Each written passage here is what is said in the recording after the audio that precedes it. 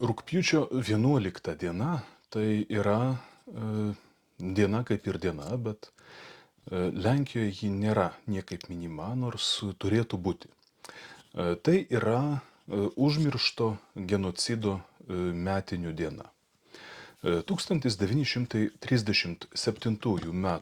rugpjūčio 11 dieną tuometinis NKVD vadas Nikolajus Ježovas, etninis rusas, pasirašė įsakymą numeris 00485.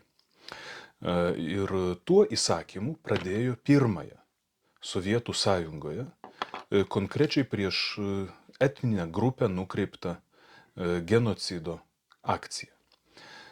Anksčiau visokios valymų akcijos, visokios žudynės ir genocidai turėjo labiau klasinį atspalvį arba dokumentuose nebuvo minima konkreti tautybė, į kurią buvo taikomas. Žinomiausias Sovietų sąjungos įvykdytas genocidas - Holodomoras, didysis badas, kuris vyko 4-ojo dešimtmečio pradžioje.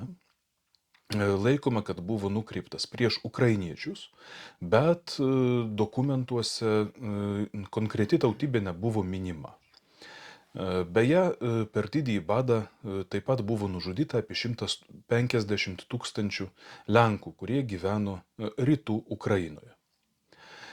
Tame tarpe Ježovo inicijuota akcija, kuri buvo nukreipta konkrečiai prieš Lenkus. Tai, kaip jau minėjau, buvo pirmasis prieš konkrečią tautybę nukreiptas Sovietų Rusijos vykdomas etninis valymas. Jis buvo nukreiptas pirmiausia prieš Lenkus gyvenusius dabartinėje rytų Baltarusijoje bei centrinėje Ukrainoje - Kyjivo, Žitomiro srityse. Tose vietovėse Sovietų sąjunga po revoliucijos bandė sukurti vadinamasias Lenkų autonominės zonas. Baltarusijoje tai buvo Dzeržinščina, o Ukrainoje Marchlevščina. Bet ilgainiui tų projektų buvo atsisakyta ir nuspręsta tiesiog organizuotas Lenkų bendruomenės eksterminuoti.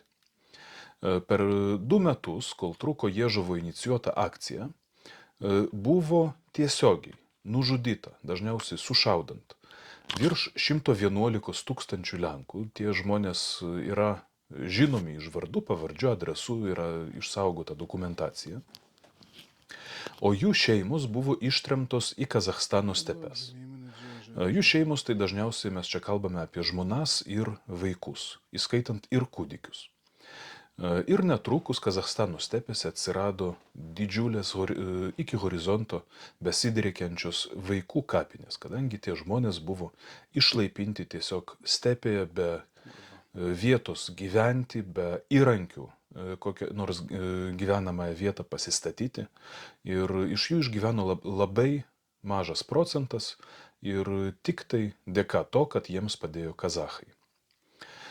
Ta genocido akcija nukreipta prieš Lenkus. Tai buvo tam tikras tęsinys Sovietų sąjungos valymo iš organizuotų Lenkų bendrijų, nes iš karto po Raudonosios sovietinės revoliucijos buvo išnaikintos Lenkų bendruomenės Kryme bei Azerbaidžane, Gruzijoje.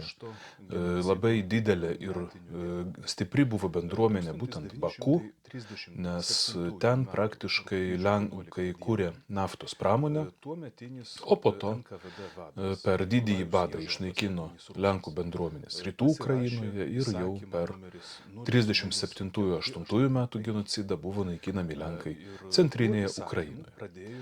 Vėliau prasidėjo ir analogiškos akcijos nukreiptos prieš kitas tautybės, tame tarpe ir prieš konkrečiai ukrainiečius, konkrečiai prieš baltarusius bei konkrečiai prieš lietuvius. Ir nors šis genocidas yra pačioje Lenkijoje labai mažai žinomas, neprisimenamas, manau, kad tas, jog jis įvyko, labai daug paaiškina ir apie šiandieninės Lenkijos kondiciją bei jos santykius su kaimynais. Tiesiog dėl to, kad labai daug žmonių kurie galėtų statyti tiltus tarp tautų ir tarp šalių, buvo išnaikinta sovietinės Rusijos tikriausiai būtent tam, kad nestatytų.